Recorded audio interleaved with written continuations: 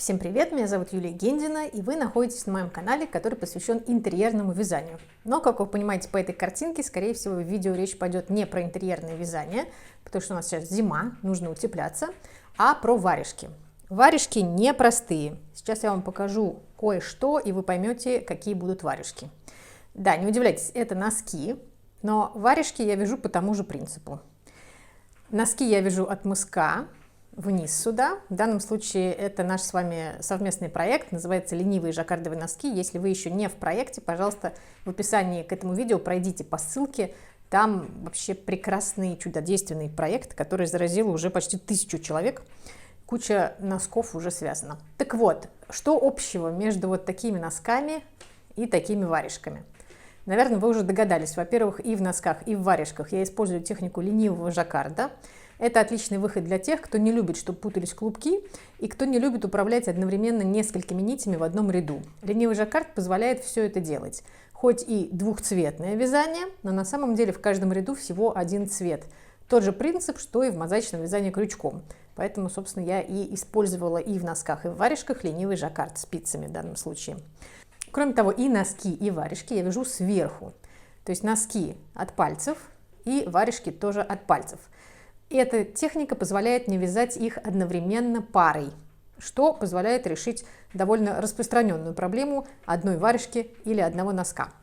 Что хорошо в варежках? Вязать их гораздо быстрее, чем носки. Почему? Потому что здесь гораздо меньше этапов, никакой пятки, естественно, здесь нет. Вяжется просто по прямой, исключением мы прерываемся на отверстие для пальца, вывязываем сам палец очень просто, и все, варежка у вас уже готова, одна и вторая. Вчера я связала вот эту варежку за 1,5 серии Мисс Марпл. Та самая Мисс Марпл, которая с Джоан Хиксон, ну то считайте за 2 часа. Вообще без всяких проблем, она правда очень легко вяжется. И в этом видео мы с вами свяжем мне вторую, чтобы была как раз пара. Заодно вы поймете, как вязать от пальцев и как при этом не запутаться в ленивом жаккарде. Что сразу хочу сказать, никаких здесь секретов для тех, кто уже умеет вязать варежки, не будет. Если вы умеете вязать варежки, то, пожалуй, единственное, что вам может быть здесь интересно, это ленивый жаккард, если вдруг вы его еще никогда не пробовали. Прежде всего, рекомендую связать такие простые варежки тем, кто никогда варежки не вязал, кто считал, что это сложно, и кто хотел бы попробовать связать их, например, Magic Loop'ом, то есть на длинных спицах. Кстати, про спицы. Я вяжу Magic Loop'ом, то есть я беру длинную леску и круговые спицы, я не вяжу на 5 спицах. В данном случае здесь леска 60 сантиметров, потому что у меня одна варежка. Но если бы я вязала их 2 одновременно, я взяла бы леску 100 сантиметров или 80, и горе бы не знала. Так, если вы привыкли вязать на 5 спицах, вяжите на 5 спицах. Тут я вам переубедить вас вряд ли смогу, хотя, возможно, после носков жаккардовых вы пересмотрите свои привычки. Либо вы можете попробовать и связать варежку на 3 спицах, на таких гибких носочных 3 спицах.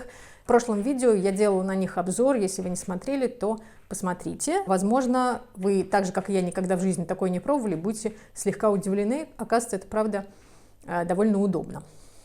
Так, либо 5 спиц берем, либо гибкие 3 спицы носочные, либо берем, как я, длинные круговые спицы. Вот для одной варежки, если вы будете вязать все-таки одну, а не 2 сразу одновременно, хватит лески 60 сантиметров для комфортного вязания.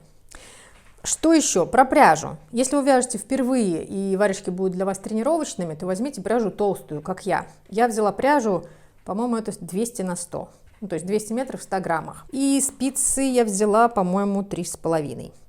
Просто для того, чтобы четко все увидеть, чтобы петли хорошо были видны, чтобы вам быстро связать эту варежку. Если навык вязания у вас уже есть, и вы не боитесь нормальной тонкой классической пряжи, возьмите любую другую, такую, какой вам нравится и будет комфортно вязать. Единственное мое тогда вам пожелание, чтобы пряжа не расслаивалась, то есть вам было удобно действительно технически получать и вязать, и получать удовольствие от процесса. Вам нужно будет 2 мотка пряжи контрастных цветов. В моем случае это белый и темно-синий. Возможно, на видео они кажутся белым и черным. Можете взять какие угодно цвета. Теперь легкий расчет. Ну, во-первых, давайте сначала рассмотрим эту варежку поподробнее. Вот такая вот она.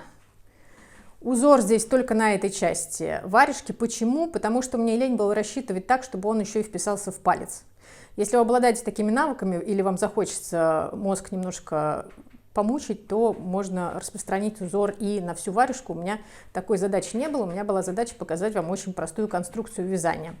Опять же, для первого раза, если неохота пока всматриваться и ввязываться в узор, свяжите их однотонными, просто саму механику, чтобы понять. По технике мы наберем здесь петли, дальше мы немножко расширим полотно до необходимого размера, дальше свяжем прямо до отхода на палец, место отхода на палец, в общем-то, вот оно. Дальше мы наберем необходимое количество петель на палец, продолжим вязать, закончим резинкой, закроем, и потом вернемся к пальцу, наберем здесь петли и свяжем этот палец. На этапы это видео, так как мы с вами вязали в носках, я делить не буду. Мы сейчас прям с вами возьмем и свяжем, тут ничего сложного нет. Палец мне такой очень удобен, он не совсем, как вы можете заметить, он не буквально сбоку торчит, а он чуть утоплен на внутреннюю тыльную сторону ладони, так просто садится лучше. Ну, то есть и на меня, и на тех, кто носил потом мои варежки, подтверждено, что никаких проблем нету. Вообще, конечно, как и в носках, вариантов вот этих вот пальцев миллион разных, такие, сякие, восточные, западные, немецкие, английские, какие угодно. Но если у вас нет пока опыта, начните с такого пальца, и горе знать не будете. Потом в дальнейшем можно будет изучить уже все остальные. Итак, с чего начать? Надо понять, сколько петель нам здесь набрать. И это зависит от вашей плотности вязания, от выбранной вами пряжи.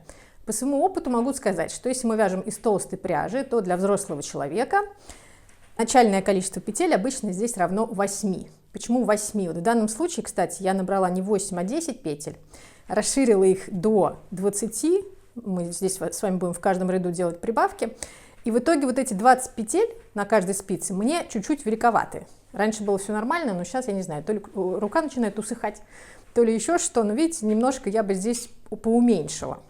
Вот на второй варежке мы с вами сделаем по-другому. Мы начнем с 8, но завершим на 18. То есть мы до 18 дойдем и остановимся. Здесь дальше уже будем на 18 петлях на каждой спице. Обычно вот это начальное количество петель, оно равно примерно трети от количества петель на спице итоговом. Ну, то есть в моем случае, если я хочу здесь 18 петель, то должна я, по идее, начать с каких? 18 поделить на 3, с 6 петель.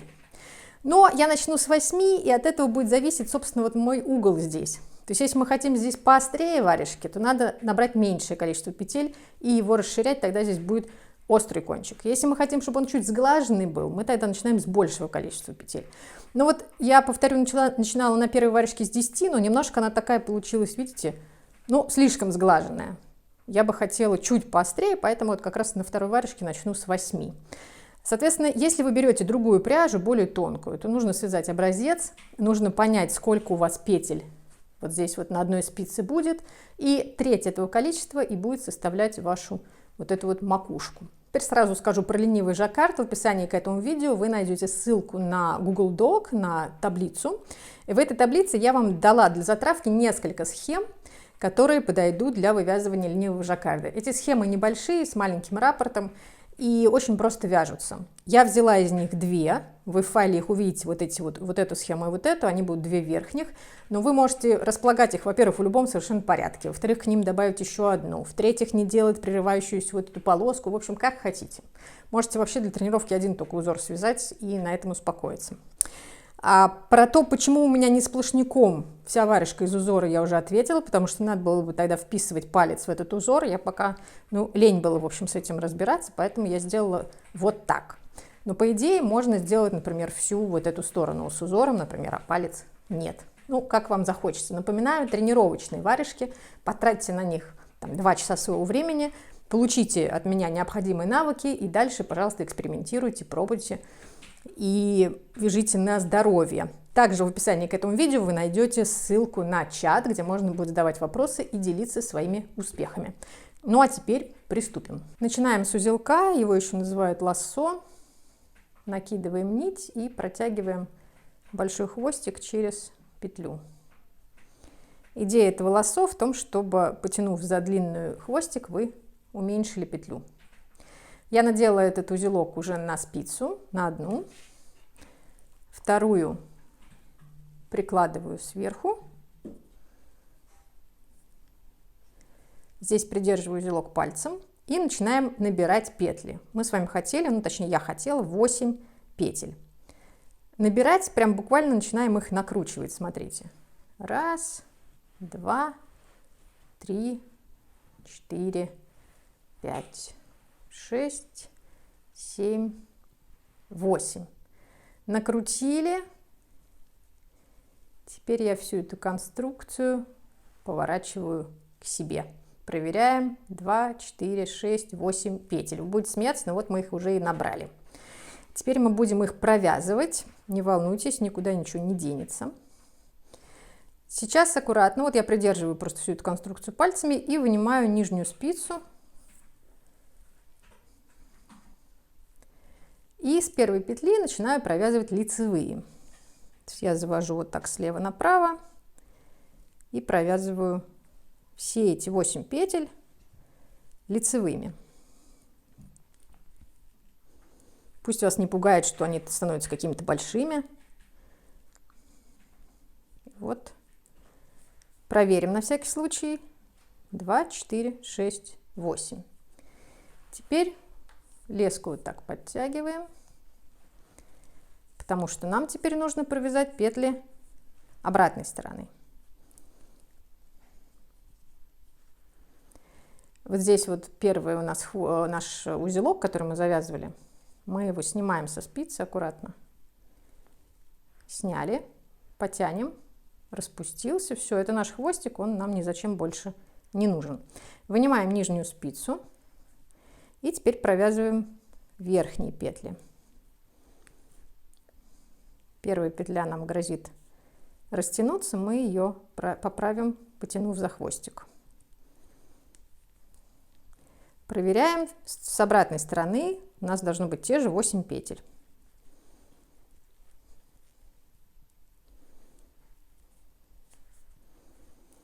Вот такая вот штука.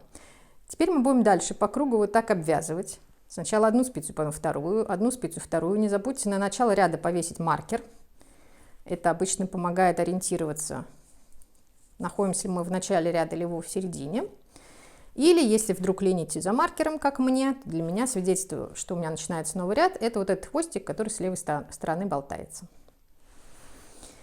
Итак, начинаем вязать. В каждом следующем ряду мы будем прибавлять по 2 петли. Одну петлю с правой стороны, другую петлю с левой стороны. Таким образом, с каждым рядом на нашей спице будет плюс 2 петли. Делать мы это будем до тех пор, пока не получим по ширине необходимое количество петель. В моем случае, если начала с 8, а хочу остановиться на 18, мне нужно, чтобы на каждой спице у меня прибавилось по 10 петель, то есть мне нужно сделать 5 прибавок, 5 рядов. Вот в каждом из этих 5 рядов я буду делать прибавки и выйду на нужное мне количество петель. Если вдруг вы вяжете из более тонкой пряжи и количество петель, на которые нужно выйти, больше, то есть если вы за 5 рядов не успеете на них еще выйти, то потом в дальнейшем вы будете делать прибавки не в каждом ряду, а через ряд. То есть вы провязали 5 рядов, прибавили 10 петель, и дальше один ряд просто вяжете без прибавок, в следующем опять прибавки. Один ряд без прибавок, в следующем опять прибавки, пока не дойдете до желаемой ширины. Почему так делается? Почему сначала 5 рядов увеличивается очень резко, а потом постепенно? Просто для того, чтобы получилась определенная форма мыска, то есть чтобы она была такая вот закругленная. Вы можете изначально не в каждом ряду прибавлять, а через ряд. Тогда у вас немножко она будет другой немножко формы. Порядок экспериментов, больше здесь ничего.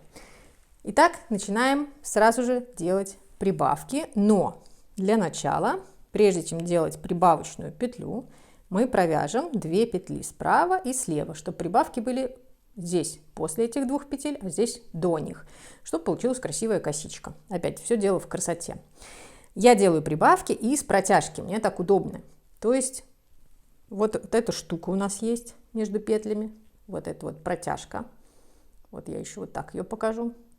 Что я делаю? Я ее вот так надеваю на спицу, таким образом получаю еще одну петлю, и эту петлю провязываю такой вот скрещенной. Вот я сделала одну прибавку. Дальше вяжу лицевые петли, пока не дойду до 2 петель в конце. Вот они. Вот у меня остались 2 петли в конце. Ищу здесь опять протяжку. Вот она. Надеваю ее на спицу, но вяжу ее по-другому. Если первую протяжку я надевала на спицу вот так и провязывала за дальнюю стенку, то эту я надеваю вот так, чтобы она такая была открытая, и провязываю ее не очень удобным способом. Сейчас я немножко эту левую стенку подцеплю вот так. То есть мне нужно зайти за эту левую стенку с левой стороны, вот так, и провязываю. Зачем такие сложности? Вы знаете ответ: для красоты. Ну, во-первых, чтобы не было здесь отверстия большого, и чтобы красиво эти прибавки смотрели в разные стороны, были симметричными. Провязываю 2 оставшиеся петли, перехожу на сторону противоположную. И на противоположной стороне делаю абсолютно то же самое. Сначала провязываю 2 петли крайних, потом упорно ищу протяжку, вот она, надеваю ее на спицу, провязываю ее за дальнюю стенку. Далее провязываю петли почти до конца, до того момента, пока там не останется 2 петли. Вот они, 2 остались. Снова ищу протяжку, надеваю ее такой раскрытой на петлю, на спицу, и захожу с левой стороны под левую ее стенку и провязываю. И осталось 2 последних петли. Было 8, теперь по 10 петель с каждой стороны. Переходим ко второму ряду. Во втором ряду делаем абсолютно то же самое, причем постепенно у вас начнет полотно, видите, складываться вот в такую вот в лодочку, что абсолютно нормально. Хвостик можете оставить снаружи, если он для вас тоже, как и для меня, показатель, где я нахожусь, в середине ряда или в начале его. Либо можете его постепенно в эту лодочку спрятать, чтобы он не мешался, и потом в конце уже хвостики будем прятать. Итак, второй ряд. То же самое. 2 петли провязали. Снова ищем протяжку. Где у нас протяжка? Вот она. Надели на спицу, провязали. Отлично. Дальше все петли вяжем до конца, но не совсем. До 2 петель, которые у нас слева остаются. Вот они. Ищем протяжку. Нашли. Надели ее на спицу.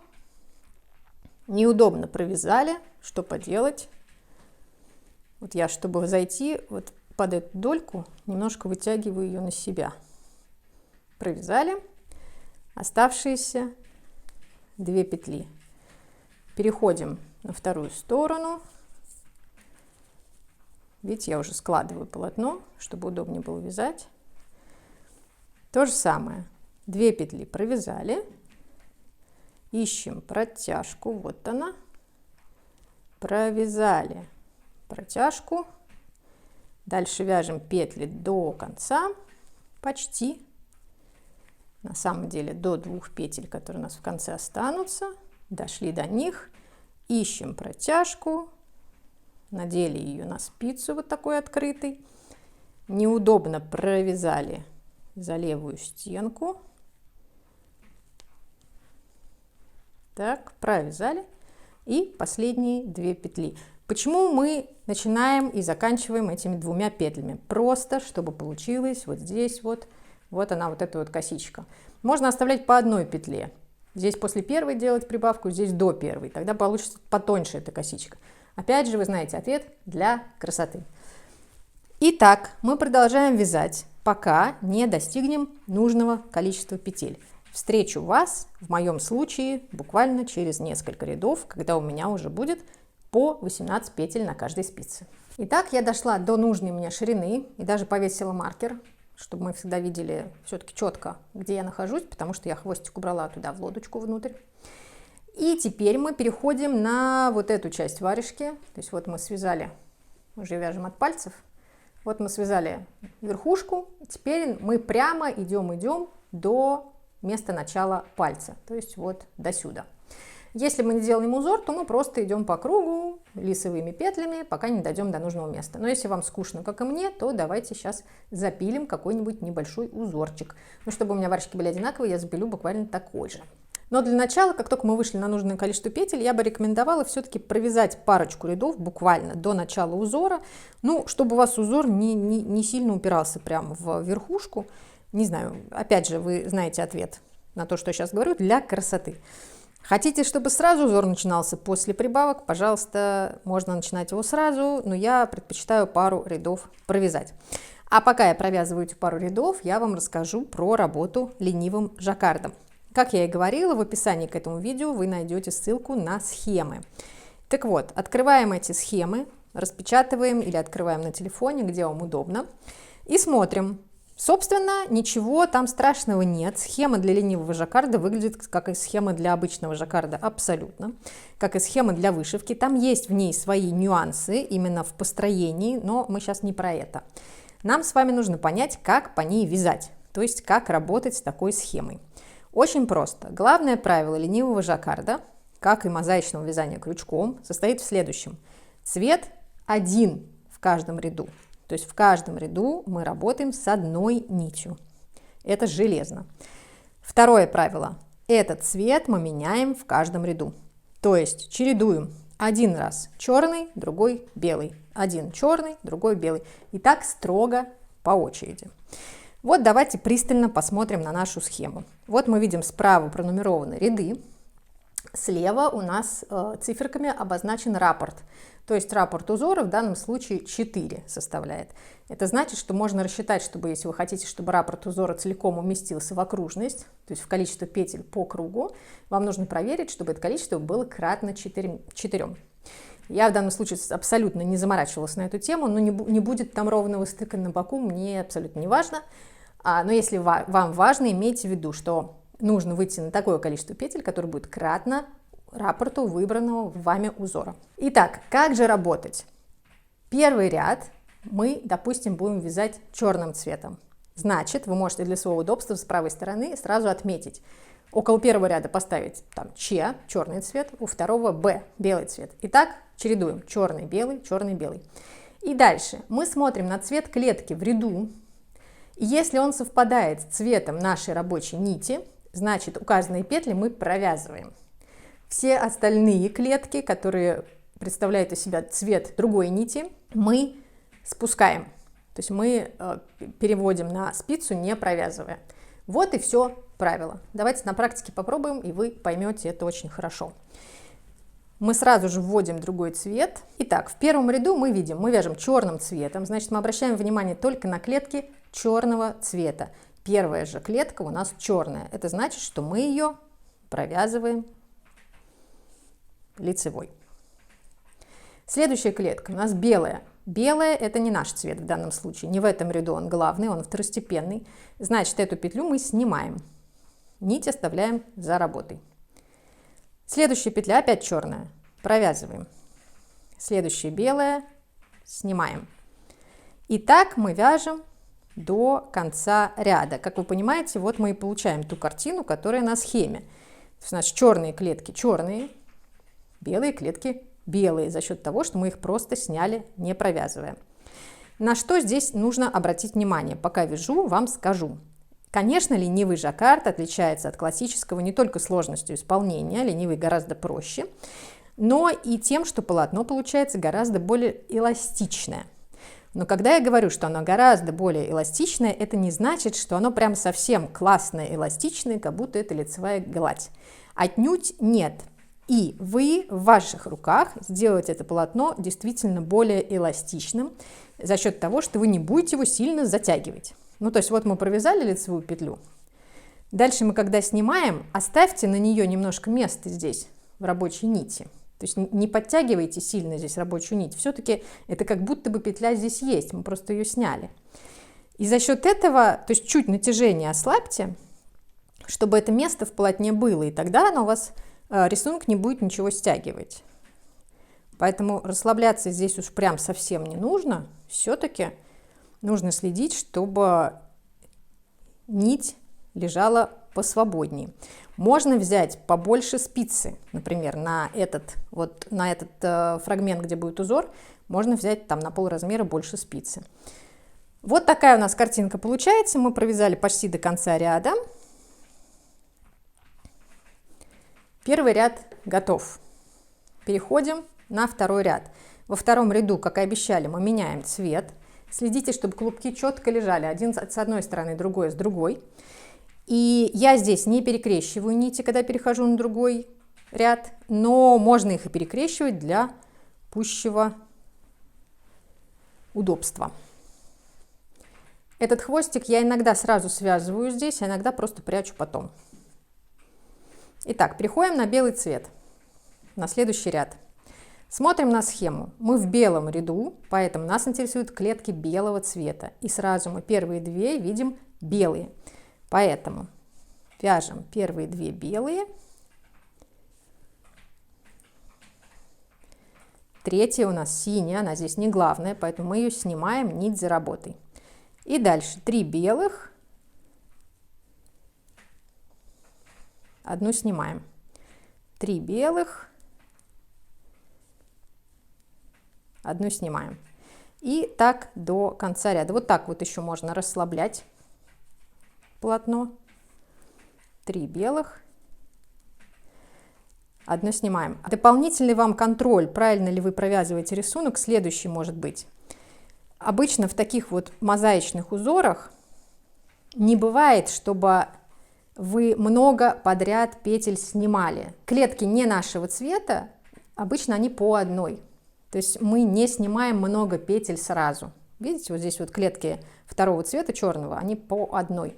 Если вы видите, что вам по схеме нужно снять 2, это значит, что, скорее всего, вы забыли поменять цвет в этом ряду. То есть вы вяжете, скорее всего, не тем цветом. Клеток основного цвета может быть больше одной, а клеток дополнительного обычно не бывает больше одной. Так, мы здесь остановились на 3 провязанных, значит, следующую снимаем. Снова 3 провязанных, снимаем. Как я и сказала, схемы очень простые, как раз для тренировки, чтобы вы попробовали себя в ленивом жаккарде и поняли, ваше, не ваше, удобно, неудобно. Поиграли с номером спиц. И вот у меня закончилось на одной провязанной. Итак, мы вяжем по схеме. То есть, как вы видите, вязать по такой схеме ничего сложного, никаких трудов не приносит. Просто смотрим, не забываем менять цвет в ряду, смотрим, какого цвета у нас нить в этом ряду, и обращаем внимание только на клетки этого цвета. Все остальные снимаем. То есть главные клетки, клетки нашего цвета провязываем, все остальные снимаем. И постепенно у вас начнет образовываться узор. Опять же, хотите, сделайте как у меня. То есть я вот провязала по первой схеме, потом связала 4 ряда просто лицевой гладью, и потом связала еще немножко зигзага, после чего уже пошла впрямо. Хотите, возьмите всего лишь один узор. Хотите, расположите его здесь. Хотите, его повторите дважды. В общем, как вашей душе захочется, потренируйтесь, получите от этого удовольствие. А я вас жду, когда вы довяжете до вот этого вот момента.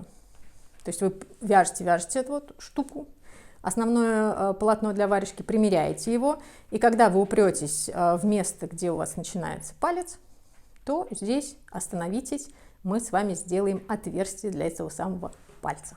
Я провязала необходимое мне количество рядов. Вот у меня упирается моя варежка вот в место, где уже пора начинать мой палец. Сидит она лучше как раз, чем 20 петель, я очень довольна, прекрасно. 18 петель был хороший выбор.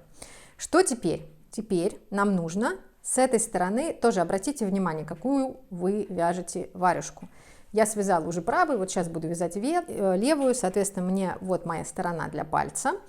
Палец, как я говорила, не совсем прям сбоку будет торчать, а все-таки на внутренней стороне он будет начинаться, поэтому мы здесь отступим 3 петли. Подчеркиваю, я вяжу на толстой пряже, поэтому где-то сантиметр здесь получается, вот я отступлю 3 петли. Если у вас более тонкая пряжа, отступите сантиметров в ваших петлях, ну, не знаю, 4-5, например, петель. Итак, мы отступим здесь 3 петли, дальше я наберу необходимое количество петель на мой палец, и потом продолжу вот так вот вязать, а потом к нему вернусь и его довяжу. Сколько петель мне нужно оставить на палец? Тоже здесь есть 2 варианта. Можно пойти нормальным человеческим путем, взять сантиметр, измерить там у основания палец, потом здесь тоже измерить, перевести это все в петли и высчитать, сколько же здесь должно быть петель.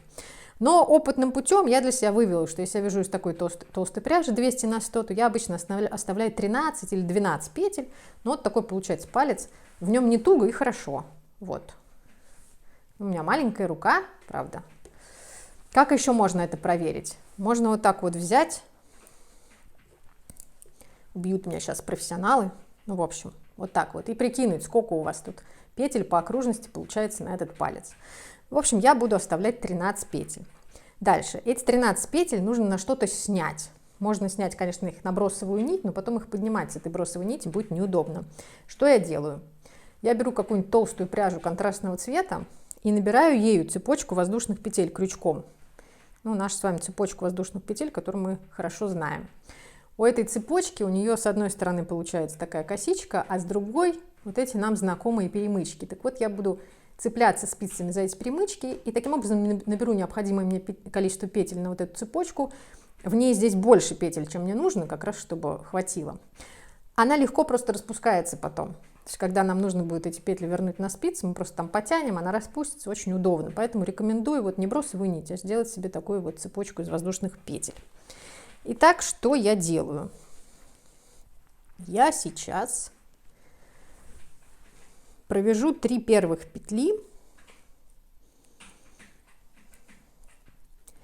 а дальше начну на вот эту мою цепочку набирать петли пальца.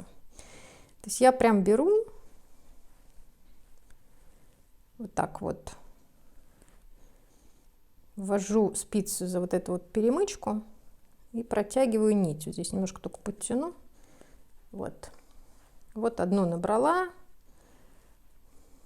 Сейчас наберу вторую.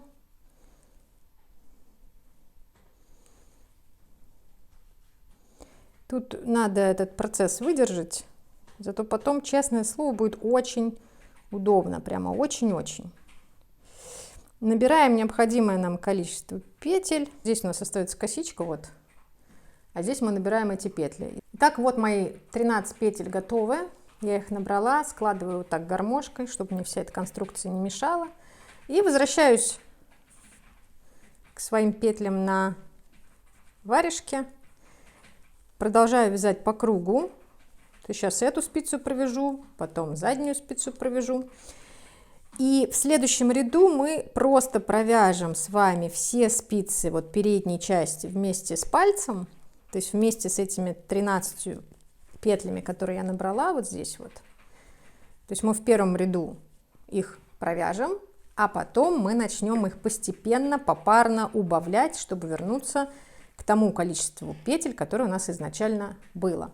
Итак, сейчас я вас жду вот в начале ряда. Так, итак, вот мы провязываем следующий ряд. Просто все петли, которые видим на спице, включая вот наши набранные только что.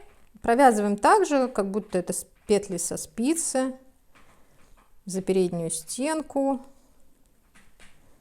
Все абсолютно так же. Главное, не потеряйте тут петель никаких. Так, вот мы их все провязали почти.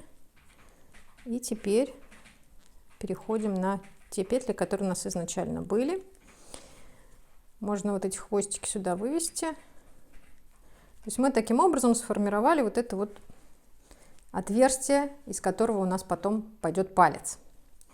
Но нам бы нужно начать со следующего ряда как-то это отверстие убавлять потихоньку, чтобы выйти на первоначальное количество петель. Делать мы будем это очень просто, через ряд. То есть мы будем делать эти убавки не в каждом ряду, а через ряд. Просто будем провязывать попарно петли с краю, с одного края и с правого и с левого. Таким образом образуется красивая косичка, и мы постепенно убавим и придем к нужному количеству петель. Вот как раз первые убавки мы начнем делать сейчас. Вот я довязываю уже этот ряд и покажу вам, как делать эти убавки, чтобы они были красивыми и образовывали такую красивую косичку с двух сторон. Итак, сначала мы помним, что у нас с краю здесь 3 петли. Раз, два. Так вот, третью из этих петель мы теперь будем через ряд, напоминаю, провязывать вместе со следующей. То есть вот у нас третья петля. Только чтобы красиво она легла, мы ее вот так развернем к себе. И теперь лицевой со следующей провяжем вместе. Так, чтобы она как бы под собой скрыла следующую эту петлю. Провязали. Теперь вяжем остальные петли до тех пор, пока не останется там одна вот эта вот пальцевая слева петля. И теперь ее мы уже скроем за той, которая будет идти следом. Вот смотрите, вот у нас последняя пальцевая петля, и мы ее сейчас спрячем за следующей. Как это сделать? Мы зайдем в следующую петлю за ней вот так, слева направо, и провяжем лицевой. Таким образом, вот у нас она идет, и под ней скрылась первая пальцевая петля. И вот такие вот нужно делать в каждом втором ряду, пока у вас на вот этих вот, на этой части не останется первоначальное количество петель. В моем случае было 18. То есть через ряд прячем сначала одну петлю здесь, провязываем ее вместе с третьей, и потом одну петлю с левой стороны, пряча ее за следующую. Встретимся с вами, когда уже выйдем на итоговое количество, первоначальное количество петель, посмотрим, что получилось. Вот я убавила почти все петли. Вот об этих косичках я вам говорила. То есть вот мы справа и слева через ряд прятали крайние петли под них, под вот эти вот петли, и получается такая вот красивая фигура. И вот у нас одна петля осталась, и мы ее как раз вот сейчас, я дошла до этого места, я ее последнюю как раз убавлю. А нет, мне еще один ряд надо провязать будет без прибавок. Ну, в общем, последний, вот в следующем ряду я вот эту петлю спрячу за крайнюю правую, и все. И таким образом мы вышли на исходное количество петель. И что делать после этого? Ну, во-первых, примерить, всегда примеряйте. То есть вот наш палец сформирован, вот эта его часть, вот это. Что мы делаем дальше? Дальше мы вяжем также по кругу на то расстояние, которое вам нужно. Может быть, вы хотите, я не знаю, длинные какие-нибудь варежки, чтобы они у вас вот не как у меня, а побольше здесь прикрывали. В общем, вяжите здесь столько, сколько хотите. В какой-то момент начинаете резинку. У меня здесь резинка 1,1, можно на любую другую перейти. Вяжете резинку, сколько вам нужно, и потом нужно будет закрыть петли. Здесь я вам покажу, я закрываю здесь дедовским способом. Он прекрасный, эластичный, мне очень нравится и простой. Все точно с ним справятся. Вот, если вы знаете, как закрывать, и у вас есть свой любимый способ, не ждите меня, просто довязывайте эту часть, закрывайте петли и перемотайте потом на момент, где мы начнем вязать уже палец.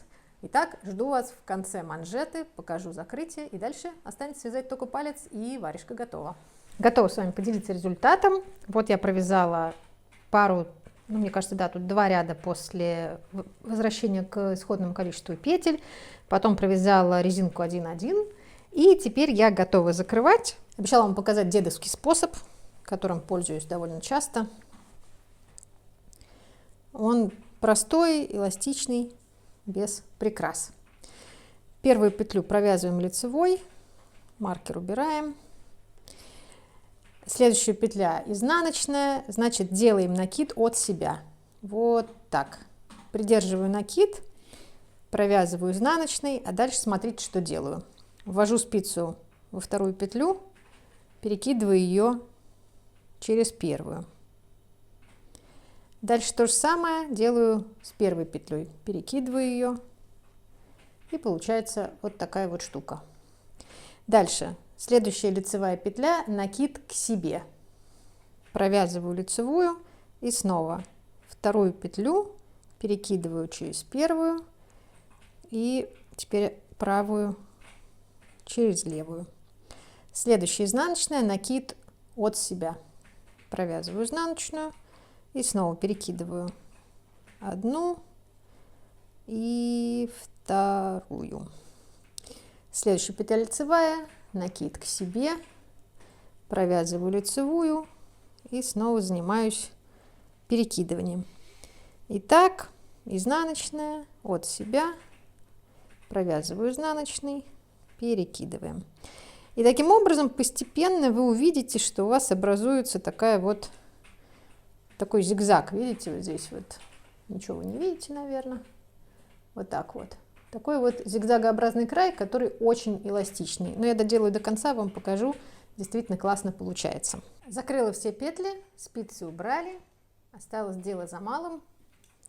Спрятать кончик. Делаю я так. Вытягиваю здесь нить. И дальше имитирую край, как будто он и не прерывался. Завожу так с помощью крючка. Сначала нить за обе дольки первой петли, а потом ее возвращаю в центр последней. Когда мы затягиваем, получается, что как будто бы у нас край им не прерывался. Дальше просто увожу кончик вдоль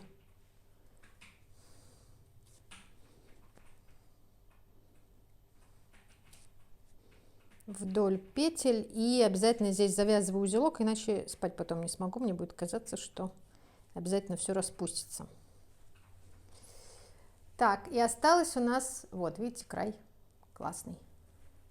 Осталось самое интересное, надо каким-то образом завершить палец, не будем же мы вот так в этой перчатке, в смысле в этой варежке ходить.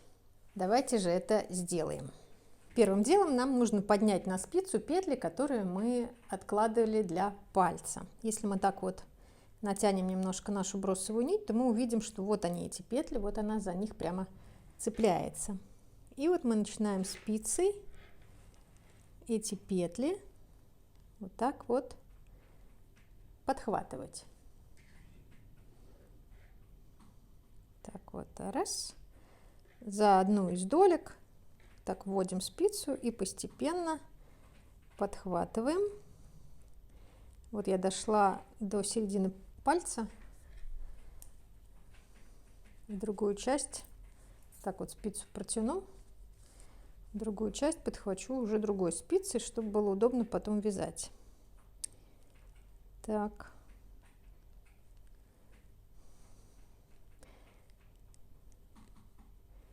Вот мы их подхватили. Сейчас можно будет эту бросовую нить убрать. Наконец-то. Так, это у нас уже подхваченное, вот это. Все, теперь можно развязать эту нить или обрезать ее аккуратно и распустить. Если мы тот кончик сейчас распустили, то должна легко она убраться. А если не тот, то можно ее убрать с помощью ножниц. Сейчас мы этот попробуем распустить.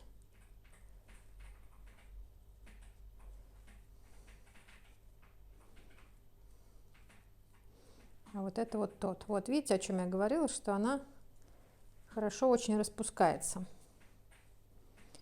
Если только мы ее, когда цепляли, сейчас не подцепили вместе с петлей. Но, в общем, в любом случае, руками или ножницами она, правда, классно выплетается. Вот так все петли у нас на спице, на одной и на второй. Я их поделила примерно поровну, чтобы удобнее было вязать. И теперь провязываем по кругу все наши петли.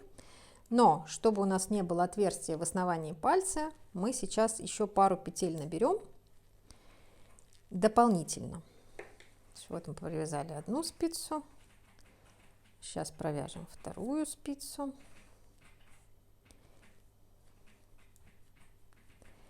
И вот теперь, если мы видим, например, что какие-то петли слишком большие, вот чтобы не было вот этого отверстия, можно эту петлю провязать скрещенной. Сейчас мы это произведем. Вот так уже будет лучше.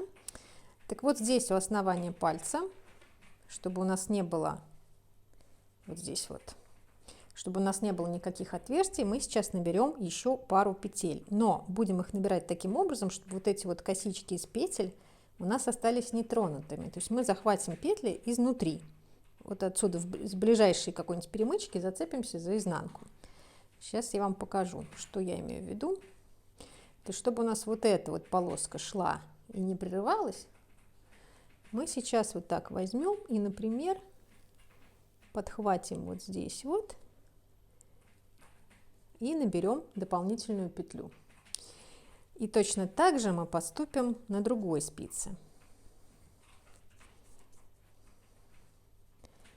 Вот здесь, когда будем провязывать сейчас, то же самое, чтобы вот эта линия осталась неизменной, мы сейчас с изнанки здесь вот наберем, подхватим перемычку и наберем еще одну петлю. Можно воспользоваться для этого крючком, если вам неудобно. В общем, наша задача, чтобы максимально вот здесь вот затянуть вот это место.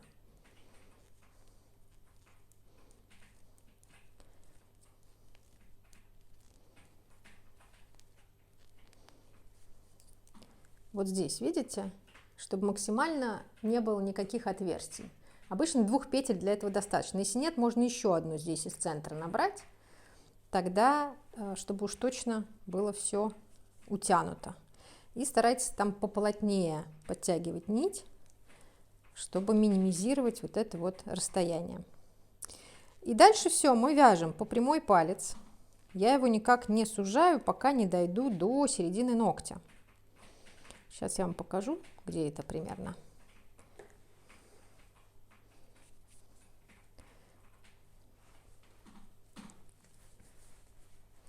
Вот я его так вот вяжу по прямой, пока не дойду где-то вот до середины ногтя. И только после этого мы с вами убавим петли, будем провязывать попарно, каждые 2 вместе. Потом один ряд провяжем без убавок и потом уже стянем наш палец. Итак, жду вас вот здесь на середине ногтя. Так, довязала палец вот до середины ногтя. И теперь начинаем двигаться к финишу. Для этого мы сейчас убавим петли. Мы провяжем каждые 2 петли вместе. Я захожу слева направо и провязываю каждые 2 петли попарно вместе. Так, эта петля у меня осталась на спице.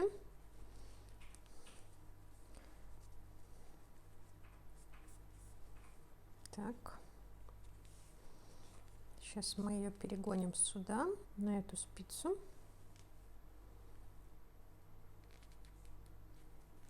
Угу. Так, и провяжем 2 вместе оставшиеся пары.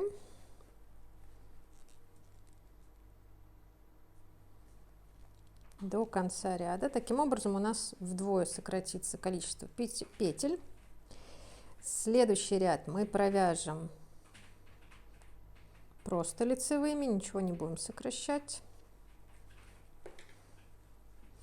А потом для решающего аккорда нам понадобится толстая игла с не менее толстым ушком, чтобы все эти петли, оставшиеся, на нее переснять и красиво затянуть. Если у вас нет иглы, возьмите крючок. Иглой просто быстрее и удобнее. Вот иду за иглой, обрезаем нить.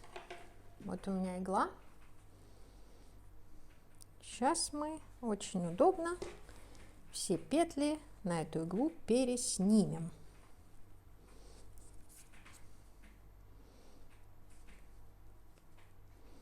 Так, пересняли с одной спицы и также сделаем с другой. Повторю, что можно орудовать и крючком. Все, пересняли. И теперь просто затягиваем, получаем такой красивый цветочек. Все, уводим внутрь нашу нить, там прячем кончики, вот так вот. Все, иглу я убираю, потом надо будет кончик изнутри спрятать. И, собственно, вот вторая Варежка с незапрятанными кончиками у нас готова. Она мне больше по размеру подходит, чем первая. Ну, теперь у меня вот такая вот пара. Легкие, вязать несложно, можно любой длины их делать. Этим удобно как раз вязать от пальцев. И, конечно, рекомендую вязать 2 вместе. И если вы еще не вязали с нами носки, то не забудьте пройти в описании, вы найдете там ссылку на проект с носками. Очень жду ваших комментариев, может быть, действительно для вас что-то в них было открытием в этих варежках, а может быть, наоборот, вы знаете какие-то другие способы. Попробовали ли вы ленивый жаккард? Сложно, не сложно. Ну и приходите к нам в чат в Telegram, поделитесь фотографиями своих готовых или еще не готовых варежек. Ссылка на чат будет ждать в описании. Спасибо большое. С вас лайк, если понравилось видео. Будьте здоровы. Пока-пока.